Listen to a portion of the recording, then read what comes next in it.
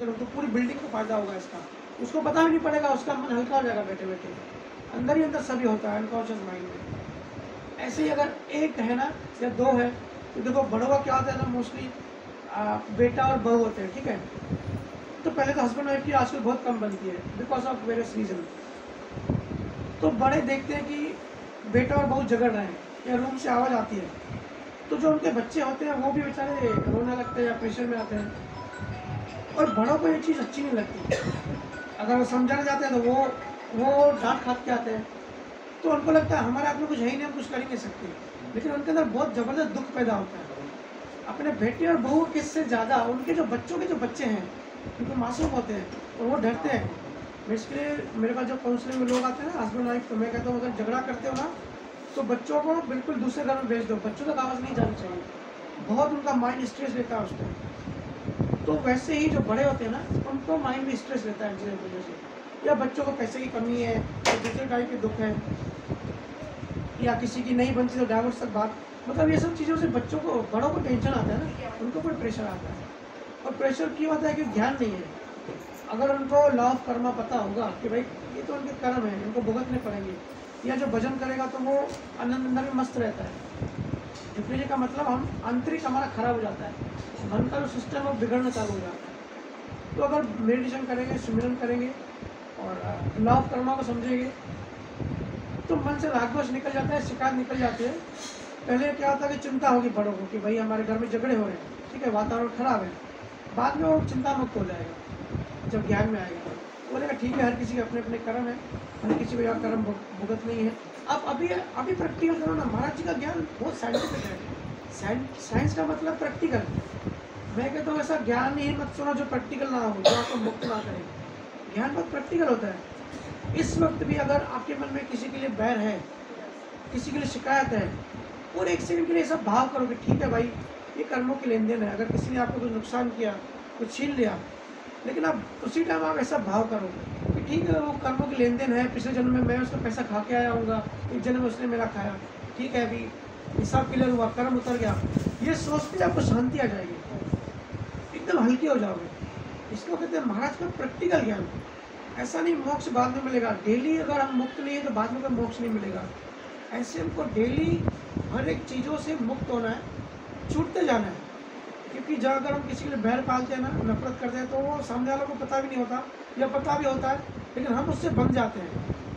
देखो हम अपने गुरु को कम याद करते हैं, अपने दुश्मन को ज़्यादा याद करते हैं, क्योंकि हम अपने दिल में उसको अपनी जगह दे दी। माफ़ कर दो भाई, ठीक है भाई तू तेरा कर्म जान, माफ़ कर दो, उसको छोड़ दो, फिर वो आपके मन से निकल जाएगा, फिर आपको उसकी याद नहीं आएगी। लेकिन जितनी बार उसको याद करोगे उतनी ज़्यादा आपके मन में वाइब्रेशन बन रहे हैं। वो जेरोक्स मशीन होती है ना, वो एक कर्म बीज होता है। महाराज जी ने बहुत अच्छी साइंस बताई है, बीज से वृक्ष बनता है, फिर वृक्ष से फल लगते हैं और फल से लाखों बीज होते हैं। ऐसे हमारे अंदर भी एक भी अगर कर्म हमने बना लिया तो हम छूट नहीं जाते। अगर उस कर्म को बीज को डिलीट नहीं किया, ऐसे अंदर जेरोक्स मशीन है, उस कर्म से लाखों कर्म बनेंगे, तो लाखों कर्म से फिर आगे के वो संचित में जमा हो जाएंगे, फिर कितने जन्म हमको लेने पड़ेंगे। मतलब भुगतान ही भुगतान है।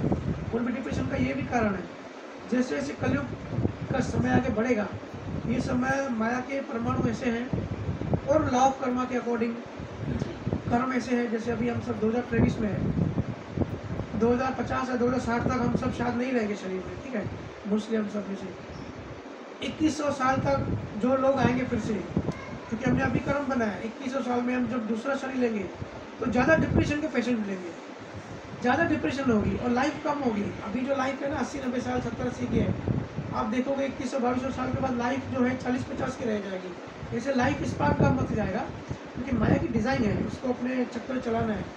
तो अभी कर्म बहुत सारे बन रहे हैं और लाइफ स्पान कम हो रहा है, तो कर्म क्या हो रहे हैं, कंप्रेस हो रहे हैं, समझ रहे हैं। ऐसे हमको अगर 100 कर्म हमको रिलीज़ करने हैं तो 100 साल है, तो आराम से सहज लाइफ ज़िंदगी जिएंगे, 100 साल में 100 कर्म रिलीज़ होंगे। अगर हमको वही 100 कर्म 25 साल की उम्र में निकालने हैं तो कितना इंटेंसिटी ज़्यादा होगी, सोचो डिप्रेशन कितना होगा। इसलिए मैंने कल भी चर्चा करी कि अभी पॉपुलेशन ज़्यादा है, आगे चल कर पॉपुलेशन कम हो जाएगी। ये सब रीजन्स हैं, डिप्रेशन होगा, ब्लास्ट होंगे, लड़ाई होगी, तो जानवर गति उस टाइम बढ़ जाएगी, ह्यूमन बींग कम हो जाएंगे। फिर 200 साल तक ये ट्रेंड चलेगा, फिर ह्यूमन बींग बढ़ जाएंगे। ऐसे कुदरत का सिस्टम है, चलता ही रहेगा अपनी अपनी डिज़ाइन के हिसाब से, क्योंकि सत्ययुग, त्रेतायुग, द्वापर युग, कलयुग, ये सिस्टम भी चला रहा है कुदरत का, तो वो अकॉर्डिंगली वो डिज़ाइन ऐसे करती है। कलयुग में सबका जीवन भारी होने वाला है। आज हम फिर भी बहुत खुश हैं, जैसे जैसे समय बीतेगा हमारे बच्चे आएंगे, नेक्स्ट जनरेशन आएगी, और भी प्रेशर बढ़ता जाएगा। जो भी ज्ञान से कनेक्टेड नहीं है, जिसने गुरु नहीं किया, जो ज्ञान में नहीं है, जो मेडिटेशन नहीं करता है, उसको बहुत तकलीफ होने वाली है, उसका जीवन बहुत नर्क जैसा गुजरने वाला है। और जिसने गुरु कर लिया, जो ज्ञान में है, वो कलयुग में बैठ के भी सत्युग में होगा, उसकी लाइफ बिल्कुल सहज होगी, क्योंकि उल्टा भी उतना ही करेक्ट है। जितना कलयुग अभी हेवी होता जाएगा, अध्यात्म ज्ञान मिलना, सच्चा गुरु मिलना, ज्ञान मिलना डिफिकल्ट होता जाएगा, संसार भारी होता जाएगा, क्योंकि हमारा ध्यान संसार में उलझा रहेगा। हम इतना, हमको कुदरत टाइम ही नहीं देगी कि हम कहीं ध्यान, आप देखो ना मुंबई में कहाँ टाइम है, मुंबई में हम सबको टाइम नहीं है, ऐसे गाँव में हो जाएगा कुछ सालों बाद, किसी के पास टाइम नहीं रहेगा। मुंबई में ना गाँव में अभी नहीं है तो मतलब असर बढ़ता जा रहा है माया का। तो ये डिज़ाइन माया की ऐसे बनेगी, डिप्रेशन के पेशेंट बढ़ते जाएंगे। जो भी साइकेट्रिक आज कर रहे हैं ना, उनके लिए आगे फ्यूचर में बहुत स्कोप है, लेकिन जो ध्यान करेगा वो पूरा प्रेशर और एनर्जी का खेल होगा। ऐसा होता है कि जैसे अपने कोई थॉट आए तो अगला भी, जैसे किसी पर्सन के बारे में थॉट आए तो अगले पर्सन को भी वैसे ही थॉट आएगा अपने बारे में। देखो दो चीज़ है, हम अक्सर थॉट ही समझते हैं, बट हमारे अंदर दो चीज़ होती है, एक होता है भाव, एक होता है विचार। अक्सर हम भाव को और विचार को एक समझ लेते हैं, लेकिन विचार अलग है, भाव अलग है। भाव का मतलब होता है इमोशंस, कोई चीज़ हम दिल से फील करते हैं ना, उसको कहते हैं भाव। और दूसरा होता है विचार, तो थॉट आया और चला गया, मैकेनिकल समझते हैं ना, कोई भी चीज़ मैकेनिकल, विचार आया, थॉट आया तो मैकेनिकल हो गया। अगर हमारे भाव जुड़ गया तो वो उसको कहते हैं भाव, इसके लिए प्रेम भाव कहते हैं। प्रेम मैकेनिकल नहीं होता, प्रेम के लिए भाव करना पड़ता है। तो अगर थॉट आया, क्योंकि थॉट हमारे कंट्रोल में नहीं होता, थॉट कर्मों के हिसाब से माइंड होकर अपने आप निकलता रहता है, भाव हमारे कंट्रोल में होता है। तो अगर किसी के लिए थॉट आया तो वो रिफ्लेक्ट नहीं करेगा, सामने वाले को बताना नहीं पड़ेगा। लेकिन अगर भाव किया, क्योंकि भाव ऊर्जा होती है, थॉट जो विचार जो होते हैं वो मरी हुई ऊर्जा कह सकते हैं इसको। जैसे फ्रूट होता है ना, पेड़ से काटा तो उसमें कुछ टाइम तक रस रहता है, ठीक है, वो जिंदा होता है। फूल होता है, देखो एक दिन में मुरझा जाता है, मतलब मर जाता है। ऐसे जो थॉट है वो मरा हुआ होता है, आया और निकल गया। बट जो भाव होता है वो ऊर्जा होती है, प्योर ऊर्जा, हमारी चेतना की ऊर्जा। जब हम कुछ भाव करते हैं तो भाव का रिफ्लेक्शन उसके अंदर जाता है। किसी के लिए अच्छा भाव करेंगे तो सामने वाले को सत्य ऊर्जा में पता पड़ जाएगा, अगर किसी के लिए नेगेटिव या बुरा भाव करेंगे वो भी पता पड़ जाएगा। हो सकता है सामने वाला इतना होश में ना हो कि उसको रिसीव कर पाए, उसको ऊपर लेवल तक पता ना पड़ जाए। अब वो डिपेंड करता है कि सामने वाला कितना जागृत है। बहुत लोगों को पता पड़ भी जाता है, कहते हैं कि भाई तेरे मन में क्या है मुझे पता पड़ जाता है, तो एक्चुअली उसके सबकॉन्शियस वो रिफ्लेक्ट एनर्जी को रिसीव करता है। पिछले जन्मों की डेवलपमेंट होती है तो उसको वो एनर्जी को पकड़ सकता है, पर हर को नहीं पकड़ सकता। इसके लिए काफ़ी डेवलपमेंट चाहिए, ज्ञान की बहुत आगे की बात है। तो भाव को पकड़ डिटेक्ट कर सकते हैं, थॉट को नहीं कर सकते। सर जी, अभी जो 12-20 साल से जो अपने धर्म में है, जो कंटिन्यूस बानी पढ़ रहे हैं, महाराज जी के शब्द उनके जिबा पे है, बट फिर भी उनमें अहंकार बहुत ज़्यादा रहता है। तो ये अहंकार क्यों होता है? ये सोसाइटी की वजह से होता है या उनके कुछ कर्म है पिछले जन्म उनकी वजह से होता है? ये होता है नेचर की कमी की वजह से। महाराज का अगर बेस लगना ज्ञान का, एक ही बेस है नियक्षर। जहाँ नियक्षर है वो महाराज का ज्ञान में है, सत्य ज्ञान में। जहाँ नियक्षर नहीं है वो माया है। भले कोई 5 घंटा भी राम नाम सिमरन करे, जैसे मैंने बताया कि दरिया शाह या कबीर साहब के पंथों में भी राम नाम सिमरन तो करते ही हैं, लेकिन बहुत सारे पंथों से सतगुरु जब जिंदा होते हैं तो सत्ता होती है, सतगुरु चले जाते हैं, सत्ता उनके यहाँ चली जाती है। तो अगर राम नाम करें तो एक लेवल तक फायदा होगा, क्योंकि वो शब्द है, कृत शब्द है, उससे ऊपर के लेवल के कर्म भी करते हैं। लेकिन अहंकार हमारे जो मैं है, जिसको मैं समझते हैं, वो बहुत डीप में, बहुत कोर में अंदर है, वहाँ तक राम नाम नहीं पहुँचता, वहाँ नियक्षर पहुँचता। इसके लिए कर्म, वहाँ पे जो कर्म है, जो अहंकार है, वो अहंकार नहीं छूटता। जैसे आपने कहा कि हमारा धर्म है, जहाँ भी मुझे कोई कहता है कि सुखराम जी महाराज का पंथ, सुखराम जी महाराज की संप्रदाय या धर्म, तो मैं कहता हूँ ये गलत वर्ड है। सुखराज महाराज लाइव हैं, सत्ता रूपी हैं। जहाँ भी सतगुरु जिंदा होते हैं वहाँ कोई धर्म नहीं होता, कोई पंथ नहीं होता, कोई परंपरा नहीं थी, कोई संप्रदाय नहीं होता। गुरु के चले जाने के बाद जो उनके बाद के जो फॉलोअर्स होते हैं वो पंथ बना देते हैं, वो संस्था बना देते हैं, वो माया में भटक जाते हैं। बुद्ध का देखो, जब तक बुद्ध जिंदा थे तब तक उन्होंने कोई संस्था नहीं बनाई या कोई ऐसा धर्म नहीं बनाया। उनके जाने के बाद उन्होंने पूरी जिंदगी उन्होंने एक ही शिक्षा दी कि मूर्ति पूजा मत करो। उस टाइम ब्राह्मण और पंडित मूर्ति पूजा बहुत करते थे, 2500 साल पहले पूरा भ्रम था कि मूर्ति पूजा करो, मूर्ति पूजा करो। तो बुद्ध को जब ज्ञान हुआ तो उसने एक ही मैसेज दिया कि मूर्ति पूजा मत करो। जब तक वो जिंदा था, शरीर छोड़ने के बाद उसके शिष्यों ने पूरी दुनिया में सबसे ज़्यादा मूर्तियाँ बुद्ध की बना दी। जो सिखाया उसका उल्टा कर दिया।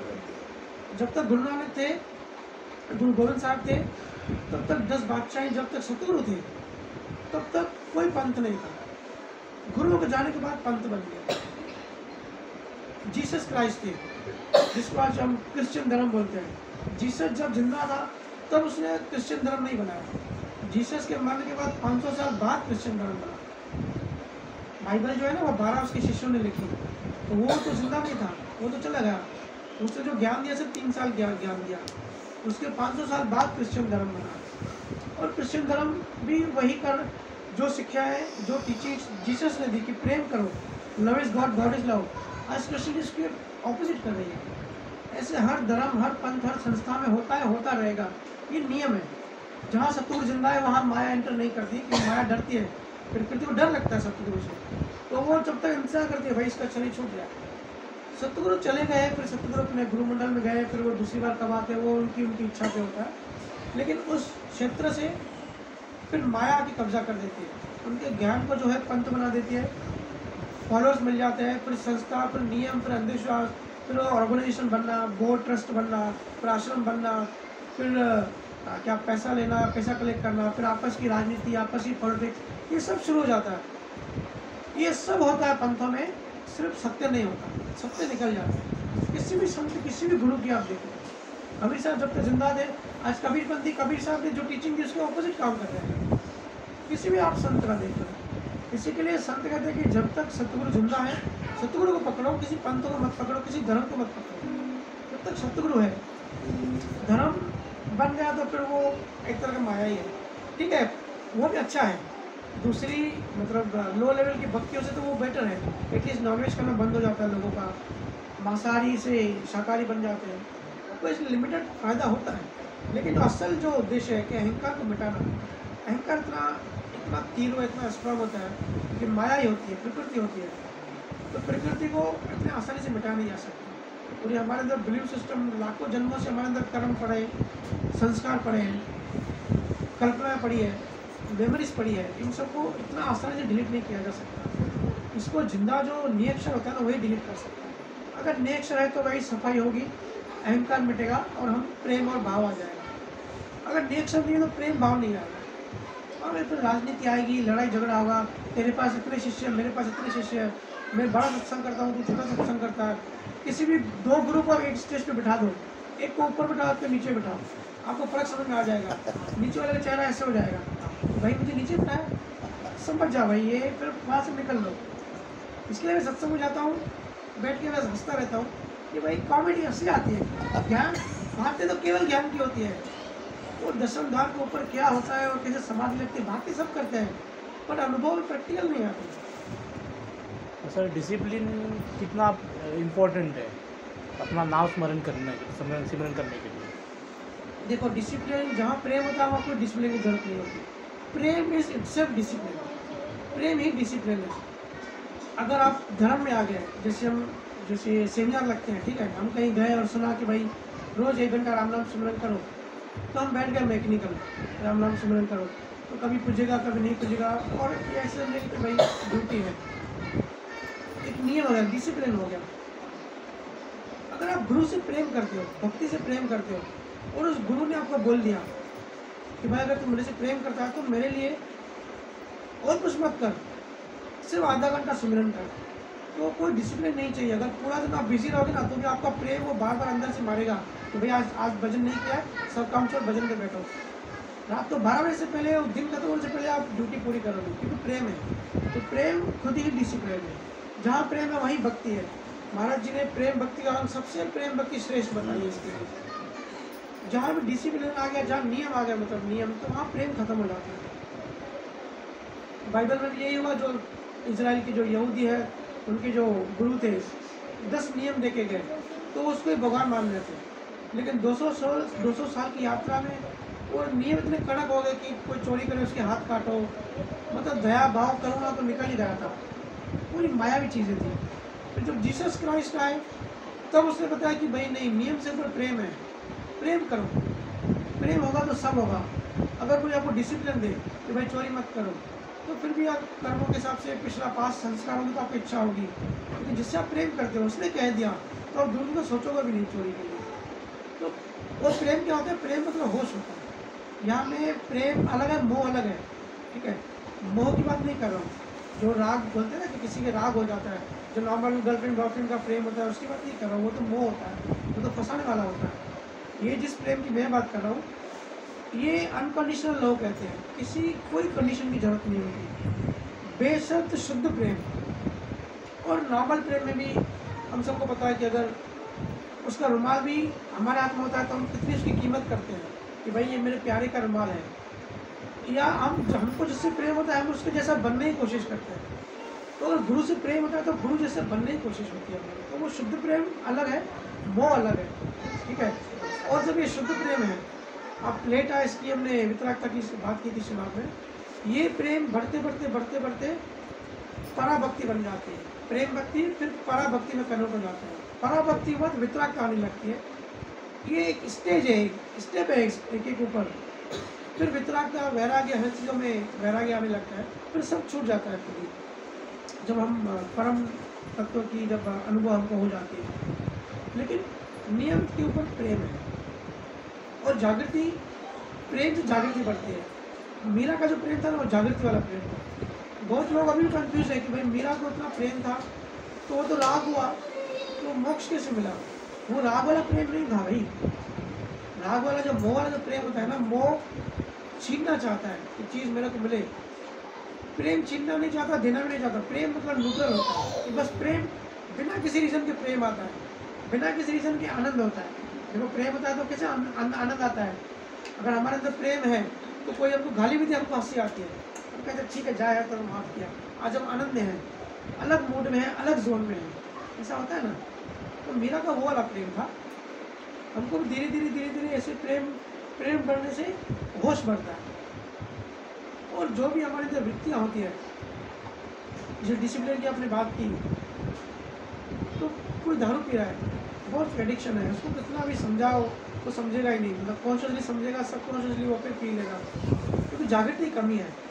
जागृति का मतलब क्या होता है? जागृति, कोई अगर कम जागृत है या बेहोश है, उसका मतलब सिंपली साइकोलॉजी में ये कहते हैं कि सबकॉन्शियस माइंड उसके कॉन्शियस माइंड का हावी हो गया। तो जागृति तो है लेकिन कम है और बेहोशी ज़्यादा है, तो बेहोशी उसके ऊपर छा गई, इसलिए वो मना करने के बाद दारू पी रहा है। जितनी हमारी जागृति बढ़ेगी उतनी हमारी अवेयरनेस, कॉन्शियसनेस बढ़ेगी, हम कॉन्शियसनेस बढ़ेगी और सबकॉन्शियस माइंड का पावर कम होगा। फिर जागृति बढ़ते बढ़ते बढ़ते हम खुद ही जज करते हैं कि यार दारू पीने से कुछ मिल नहीं रहा है, क्योंकि पता पड़ जाता है कि कुछ मिल नहीं रहा है, उसका नुकसान ही हो रहा है। टाइम का नुकसान हो रहा है, पैसे का नुकसान हो रहा है, या दूसरी जो वृत्तियाँ होती है, हमारा इसमें भला नहीं है, हमारा इसमें फ़ायदा नहीं है, इसका होश हो जाता है। जब जागृति बढ़ जाती है तो ऑटोमेटिक सेल्फ डिसिप्लिन हो जाते हैं। बाहर का दिया हुआ डिसिप्लिन हमको फंसाता है। देखो जिससे आपने डिप्रेशन की बात की ना, डिप्रेशन में क्यों आते हैं? बहुत ज़्यादा जहाँ घरों में डिसिप्लिन होता है, स्कूल घरों पर देखो बच्चे डिप्रेशन पे होंगे, क्योंकि चेतना को फ्रीडम चाहिए। चेतना हमारे अंदर फंसी हुई है। चेतना ऐसे है, चेतना उड़ना चाहती है। आज हर कोई फ्रीडम चाहिए क्यों बोलता है? क्योंकि चेतना गुण है। चेतना ऐसे फंसी हुई है हमारे अंदर, जैसे छोटे बड़े को छोटे के कपड़े पहना दो, तो ऐसे चेतना फंसी हुई है। तो फ्रीडम में क्या होता है? धीरे धीरे ग्रोथ होती है और जागृति बढ़ने से सेल्फ डिसिप्लिन हो जाते हैं, खुद की अवेयरनेस आ जाती है। ऐसे हम बच्चों को डिसिप्लिन कराते हैं कि ये चीज़ सही है, ये चीज़ गलत है। लेकिन जब बच्चे को ऐसा कुछ करे या बच्चों को भजन सिमरन करा दे, उनकी जागृति बढ़ना चालू हो जाए, तो बच्चों को खुद की अंडरस्टैंडिंग आ जाएगी कि भाई ये चीज़ सही है, ये चीज़ गलत है, वो फिर उस डायरेक्शन में आगे बढ़ने लगेगा। मेरा कहने का मतलब बाहर का दिया हुआ जो डिसिप्लिन होता है, थोपा हुआ, वो प्रेशर डालता है।